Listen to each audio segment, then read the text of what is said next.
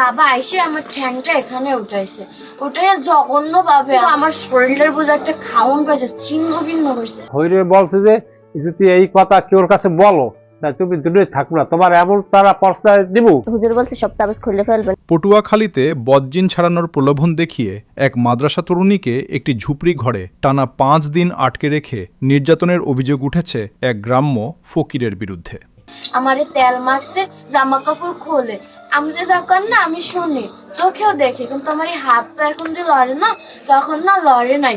তারপরে না এই আমি যে কথা কই না ঠোঁট লড়ছে, কিন্তু আমার কানে শুনি না। তারপর ওই বেডায় মানে রুমান আমার বলছে যে আমার বাবার রূপ একটা জিন আসবে, কালকে বেদবি করছে, আজকে করো বুঝি এ কইছে পর। আর বাবা এসে আমার ঠ্যাংটা এখানে উঠাইছে, উঠাইয়া জঘন্য ভাবে আমার মনে হয় একটা কুকুরের যদি আপনি 1 বছর যদি খানা না দেন কিরকম করবে, তার থেকে আমার শরীরের বোঝা একটা খাউন পেয়েছে, ছিন্ন ভিন্ন হয়েছে। তারপর না আমার এগুলো বাইরেছে, কিন্তু আমার কোনো ব্যথা ছিল না, কিন্তু আমি মরে আসছি না বাইসে আছি এটা আমি কইতে পারি না।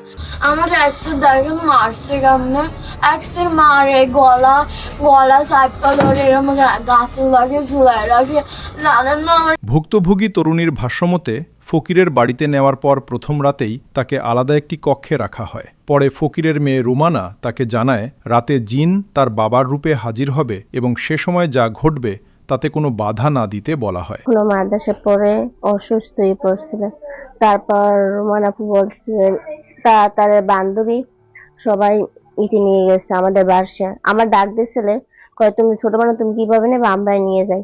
আমার মায়েরা বলছিল, আবার মায় আইছিলে এর মধ্যে এরা নিয়ে গেছে, এরপর আর আসনে। তারপর রুমান আপু বলছে আমার বাপের এই আর কবিরিজি করতেছে, মেরে সুস্থ হয়ে যেতে পারে, আমার বাপে পারবে এই চিকিৎসা করে, এছাড়া কেউ পারবে না। তারপর গেছে আমার আম্মু, তারা আইসেন আমাদের বাসা, তারাই নিয়ে গেছে, পুল গাড়িতে তারা নিয়ে গেছে। তারপর আসছিলে ইতে গেছে। জানা যায় মাদ্রাসায় ক্লাস চলাকালীন হঠাৎ অসুস্থ হয়ে পড়লে রুমানা নামের এক সহপাঠী তরুণীর পরিবারকে জানায় তার বাবা মালিক বাদশাহ বদজিন ও উপরি লক্ষণ ছাড়িয়ে তাকে সুস্থ করতে পারবেন।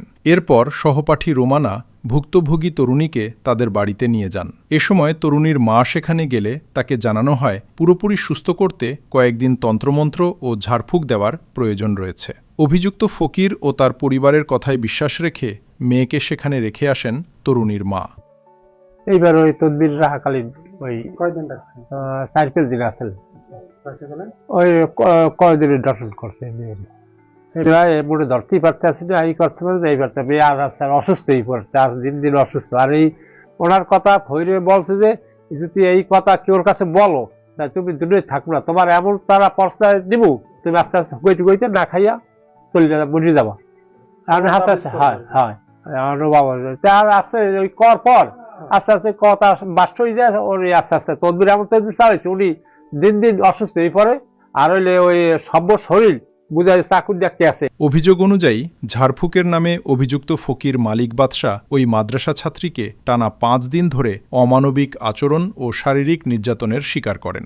ঘটনার পর প্রথম দিকে ভুক্তভোগী তরুণী বিষয়টি প্রকাশ না করলেও পরে গুরুতর অসুস্থ হয়ে পড়ে। অসুস্থ অবস্থায় তাকে পটুয়াখালী মেডিকেল কলেজ হাসপাতালে ভর্তি করা হলে পরিবারের সদস্যদের কাছে সে পুরো ঘটনা জানায়। আপনি তদবির দেবেন সময় পোল বা খাল বিল পাইতে পারবেন না, আপনার মেয়ে আমার তো মেয়ে আছে। হুজুর বলছে সব কাগজ খুলে ফেলবেন, এবার খুলে ফেলছে।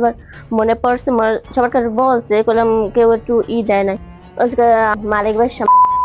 তারপরে যা যার মতো যেটা করে ওগুলোই। তারপরে মেয়ের বিয়ে হয়েছে, বিয়ে হওয়ার পরে 8 মাস পরে তারপরে এই ঘটনা শুনি, এর আগে আমরা কেউই শুনিনি। চাঞ্চল্যকর ঘটনাটি ঘটেছে পটুয়াখালী সদর উপজেলার মাদারবুনিয়া ইউনিয়নের 3 নম্বর ওয়ার্ডের উত্তর হাজীখালী গ্রামে। এ ঘটনায় ভুক্তভোগী তরুণীর মা বাদী হয়ে 4 জনকে আসামি করে পটুয়াখালী সদর থানায় একটি অভিযোগ দায়ের করেন। অভিযুক্ত ফকির মালিক বাদশাহ একই এলাকার বাসিন্দা। তারপর সার্কুল হয়েছে যে মেয়ে অসুস্থ, মেয়ের ধর্ষণ করছে নাকি। তারপরে বাসার লোক কোথায় গেছে আমরা জানি সব স্বীকার করছে। হ্যাঁ, আরো 2 জন আছে মনে হয়, ওর স্ত্রী এবং কন্যাকে করেছিল, সেটা আমরা তদন্ত করে দেখতেছি। মামলার 1 নম্বর আসামি হিসেবে তাকে আটক করে আদালতের মাধ্যমে কারাগারে পাঠানো হয়েছে। ঝাড়ফুঁকের নামে এমন অমানবিক ঘটনার তীব্র নিন্দা জানিয়ে স্থানীয়রা সুষ্ঠু তদন্ত ও অভিযুক্তদের দৃষ্টান্তমূলক শাস্তির দাবি জানিয়েছেন। এদের মানে কঠোর বিচার হোক, সচেতন মানুষ হিসেবে এটা সঠিক বিচার হওয়া চাই এবং পরবর্তী যেন এরকমের দর্শনের শিকার কোনো মেয়ে না হয়।